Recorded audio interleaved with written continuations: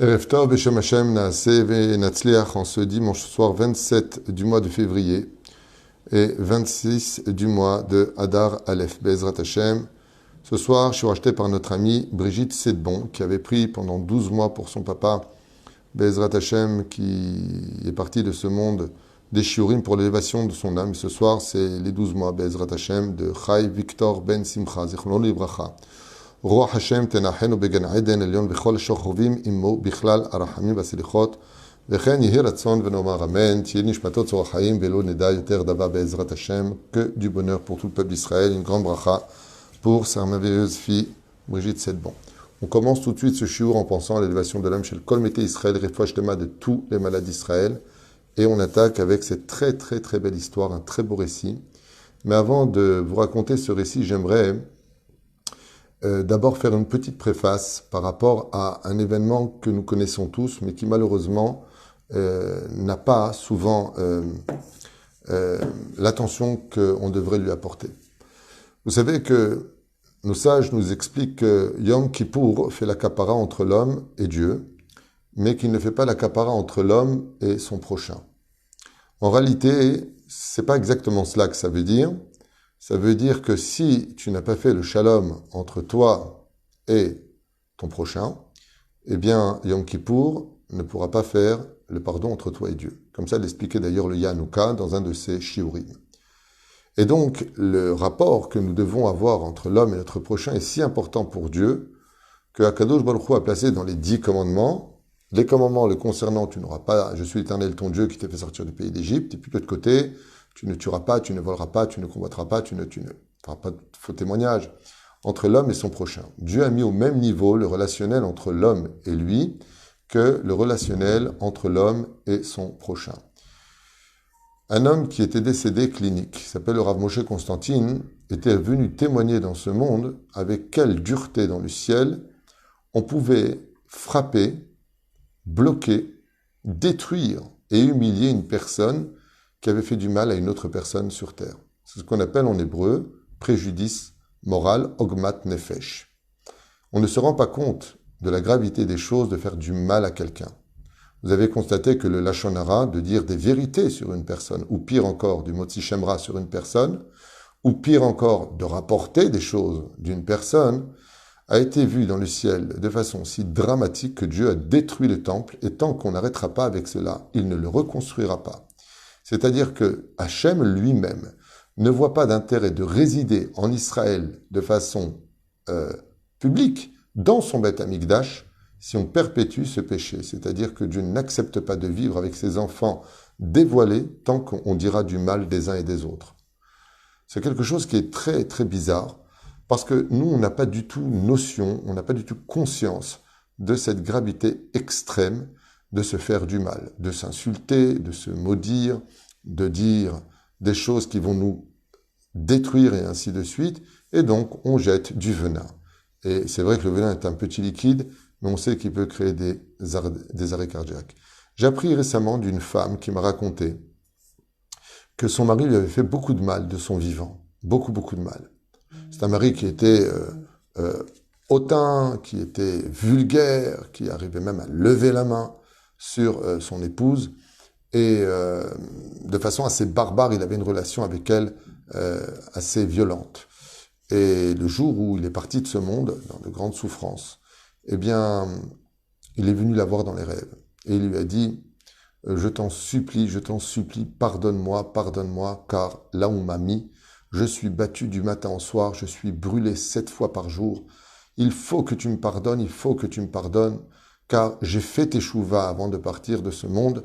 J'ai demandé pardon à Dieu sur mon lit de mort, mais on ne me laisse pas monter. Je suis dans une obscurité absolue parce que je n'ai jamais cessé de te faire du mal, de t'humilier, de t'écraser, de te spolier et ainsi de suite. Quand elle s'est réveillée, cette femme m'a raconté qu'elle a vraiment dit, en allant sur sa tombe, qu'elle lui pardonnait de tout son cœur. Et voilà que, une semaine ou 2 plus tard, elle est revenue, le mari revient la voir dans les rêves et lui dit « Je suis dans un meilleur monde, mais tant que tu ne me pardonneras pas avec ton cœur, si ce n'est qu'avec tes lèvres, je ne serai toujours dans un monde de souffrance. Je t'en supplie, pardonne-moi. pardonne le mal qui était en moi, pardonne le Yetzer Hara, rien ne justifiera le mal que je t'ai fait, mais tu es la clé de mon Gan Eden, ton pardon est la clé de mon Gan Eden, je t'en supplie, aide-moi.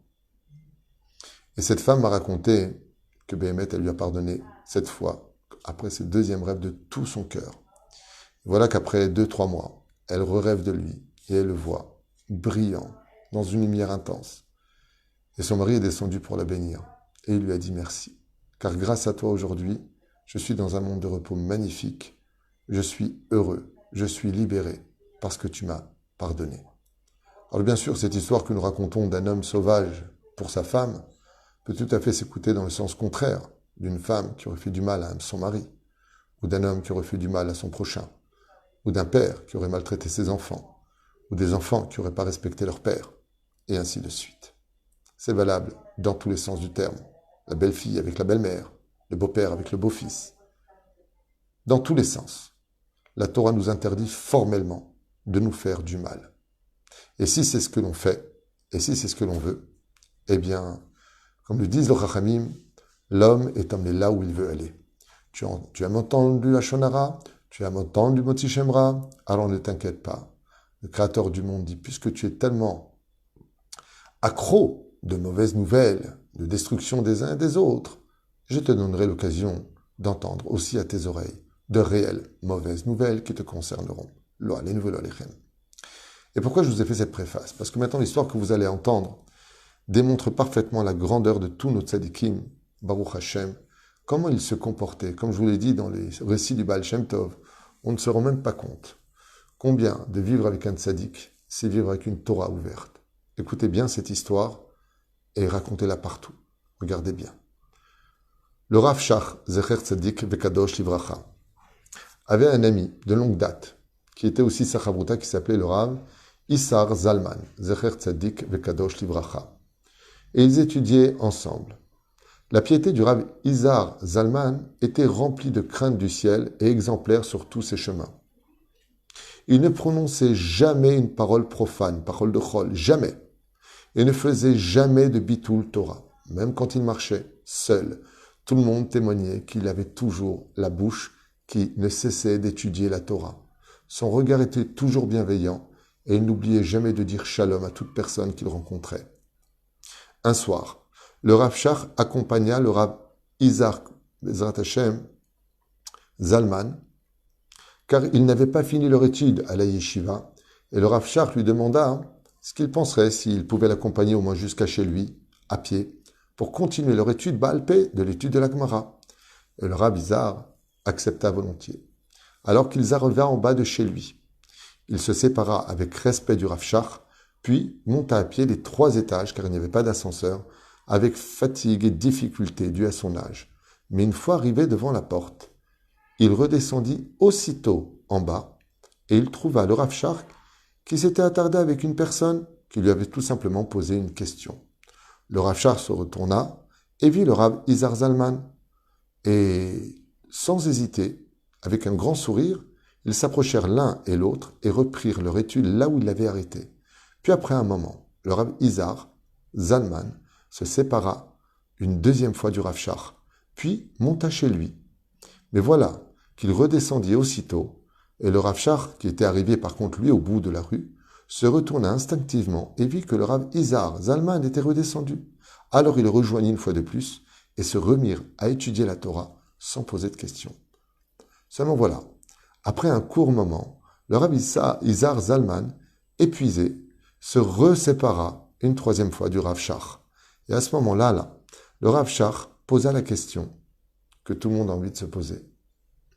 Pourquoi, Kvod Harav, vous montez, vous redescendez, vous montez et vous redescendez? Le Rav Issar Zalman lui a répondu que chez lui, pour soulager son épouse et l'aider dans les tâches ménagères, une aide, une femme qui était veuve, travaillait chez eux. Et que quand il est arrivé devant la porte de chez lui, il entendit la voix de la veuve chantonner. Et donc, comme la Torah interdit formellement d'écouter la voix d'une femme qui chante, surtout quand on connaît son visage, alors il redescendit aussitôt pour ne pas entendre sa voix. Et là, le Rav Izar Zalman lui dit, quand je suis remonté, elle continue encore à chanter. Alors je suis redescendu pour ne pas l'entendre. Et quand je suis remonté, elle continue encore à chanter de vive voix. Alors je suis redescendu. Et là, le Rav Shach lui a dit, mais si vous étiez rentré chez vous, elle vous aurait vu et ce serait instantanément arrêté de chanter. Et ainsi éviter de descendre, de monter, de descendre, alors que vous êtes si épuisé. Et là, le Rav Izar Zalman, écoutez bien la réponse. Regardez, c'est quoi un grand Torah? Regardez, c'est quoi un vrai Ben Torah? C'est pas quelqu'un qui connaît la Torah simplement sur le bout des doigts. C'est quelqu'un qui la vit. Une Torah de vie. Écoutez bien ce qu'a répondu le Rav Izar Zalman au Rav Shach. Il lui a dit, Chas Shalom, que Dieu me protège, qu'une veuve, qui malgré toutes ses souffrances et sa solitude, arrive à trouver un peu de réconfort en chantant, car le chant est l'expression de réconfort, un peu de joie. Et moi, je serai celui qui lui cesserait ces moments de joie et la mettrait mal à l'aise par ma présence. Chas v'chalila. Je préfère monter et redescendre autant de fois qu'il le faudra et laisser cette femme finir son chant pour soigner ses solitudes, ses douleurs et la perte de son mari. Comme ça, il lui répondit.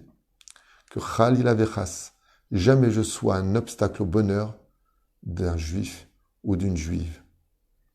Je rentrerai chez moi que quand cette femme décidera d'arrêter de chanter, affirma-t-il. Le Rav Shach, en entendant la grandeur de sa chavruta, Rabbi Izar Zalman, fut émerveillé, non simplement de la connaissance en Torah incroyable du Rabbi Izar Zalman, mais surtout de cette Torah de vie. Baruch Hashem, comme il appelait mon ami, comme le disait le Rabbi Izar Zalman, Zecher Tzadik V'Kadosh Livracha. Notre Torah n'est valable que quand on est capable de l'exprimer à travers une vie sociale. Voilà, c'est une histoire qui, moi, m'a beaucoup touché. Je voulais vous faire partager et qui, Bezrat Hashem, doit nous faire réaliser que plusieurs choses. La première, c'est pas ce que tu apprends qui est le plus important, c'est comment tu le vis. Et la deuxième chose, si un homme aussi grandiose que le Rabbi Izar Zalman, déjà âgé, 3 étages à démonter, 3 étages à descendre, sans ascenseur, tout ça pour ne pas mettre mal à l'aise une fraction de seconde, une veuve qui était en train de chantonner dans son coin, en train de faire le ménage chez le Rav. Le Rav, il dit, Chas v'shalom, si je rentre, je vais la gêner, elle va être gênée, elle va arrêter de chanter. Mais je ne veux pas lui gâcher ça, moi. Moi, j'ai pas envie de lui... Elle est en train de chanter, c'est qu'elle est bien. Elle est bien. C'est une veuve. Et grâce au fait que je ne la dérange pas, je la laisse dans son bien.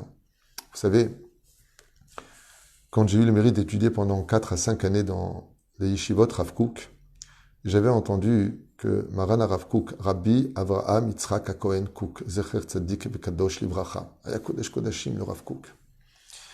Et le Rav Zuckerman, qui était mon premier Rav en Eretz Israël, Zecher Tzadik Livracha, Aish Kadosh Meod, ressemblait beaucoup physiquement à Rabbi Moshe Ederi, m'avait raconté que le Rav Kook, quand il marchait dans la rue, des fois, il voyait des chats manger à côté des poubelles. Et pour ne pas faire peur aux chats, il changeait de trottoir, le Rav Kook, pour laisser les chats continuer à manger et ne pas les déranger de leur repas, par peur d'une présence qui s'approchait près d'eux. C'est ça la Torah. La Torah, c'est d'être capable d'être un soleil pour tous ceux que l'on rencontre, peu importe qui ils sont. C'est ça la Torah que Dieu attend de nous. Ce n'est pas les Google qui connaissent toutes les références et qui jonglent d'un endroit à l'autre. La Torah, elle veut ça. Elle veut des gens qui soient investis d'études. Comme dit le Rambam, le but de l'étude de la Torah, la da'at et Hashem. La da'at et Hashem. Connaître Dieu. Mais tu ne peux connaître Dieu que quand tu respectes ton prochain. Kol Tov et Leitraot. Cette étude, cette histoire était pour l'élévation de Chai Victor Ben Haïm, Alav Shalom, et pour la réussite de sa fille qui a pris sur elle 1 année d'études pour l'élévation de son papa. Chaque Rosh Chodesh, elle voulait qu'on fasse un cours pour son élévation. Je suis certain qu'après ces 12 mois, il sera digne de monter au Gan Eden à Elion, là où la lumière de Dieu brille plus que tout au monde et dont le bonheur est si grand qu'aucun mot n'a été inventé sur terre pour le définir. Kol Tov, Leitraot, et à demain matin si Dieu veut.